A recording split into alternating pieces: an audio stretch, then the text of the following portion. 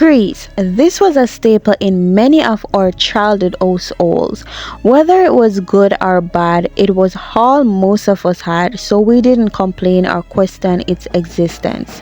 I vividly remember the mild sweet scent hitting my nostrils and the shine radiating from my forehead to my neck as I got a fresh set of cornrows, and in the absence of my aunt, the largest jumbo braids you can ever imagine from my less of a hairstylist but a very good cook grandmother. Honestly, I'd say those days were simple, but even though they were simple, our focus was more on surviving through the painful detangling sessions and coping with our natural hair than growing or being educated on how to properly care for our natural hair. However, today, with the wealth of knowledge we have now, most naturals avoid grease like the plague because of ingredients like mineral oil and petroleum, which is said to clog our hair and prevent moisture absorption. But even with all the negativity surrounding hair grease, I've always wondered if the problem was actually hair grease or the lack of knowledge we had about our hair back then.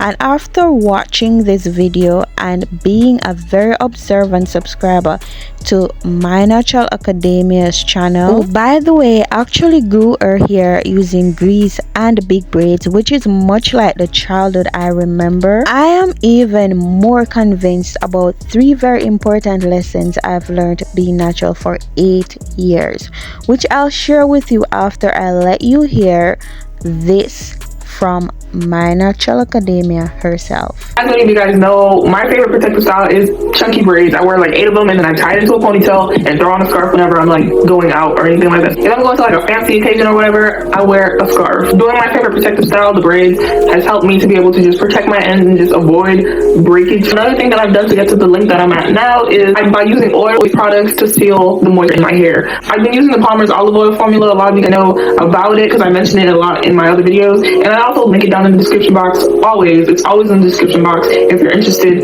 in where I get it from. It's only $5 and it looks like this. To people who have burnt the bridges on grease, this may be surprising or even irritating because of what is now said about grease. Regardless though, she has been able to grow long healthy hair with the simple childhood routine many of us had of hair grease and some braids, twists or cornrows, which was more of a long-term style. I didn't say protective because we weren't there yet. And I believe the reason why she has been able to grow her hair long with hair grease, even with all the negativity about it, is because she has learned that it's not ultimately about the product, but about how you care for your hair. Knowledge is power and moderation is key. Once you learn your balance and take the time to know your hair and its needs, you will be able to easily grow long hair using whatever you have. Which leads me into finally sharing these 3 things I learned along my 8 years natural hair journey, which I am even more convinced about now. Number 1 is anyone can grow long hair. When I just went natural and didn't know anything about my hair, I didn't think I could ever grow long hair, especially with the endless challenges I was having with my permed hair. It was just always breaking off and never passing shoulder length. But I've learned that more than anything, knowledge is what grows natural hair. If you have all the products in the world but don't have the knowledge of how to properly care for your hair, you will still struggle to grow it. Today, knowledge is what has helped us to develop hair care routines that works for our hair, catering to its specific needs.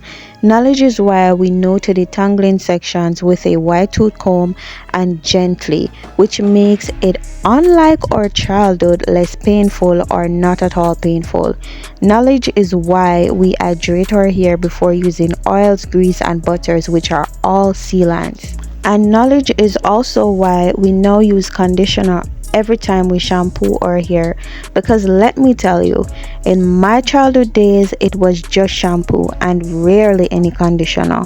Knowledge has really helped us to transform the health of our hair, thus creating the opportunity for us to grow long healthy hair we could grow all along like all the other races. Additionally, knowledge is why we now sleep in a silk or satin bonnet, keep our hair off our shoulders, and know that doing the things that protects our hair from breakage is important in growing long, healthy hair. The second thing is that different things work for different people. So don't judge people or be afraid to keep doing what's working for you even if no one else is doing it. There are people who would judge the naturals who are still using grease, but I don't think they would keep using it if it wasn't working for them. So that's truly all that matters.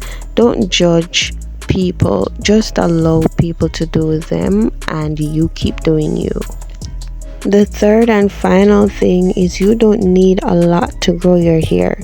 You just need a few things that works for you and the discipline to keep doing them.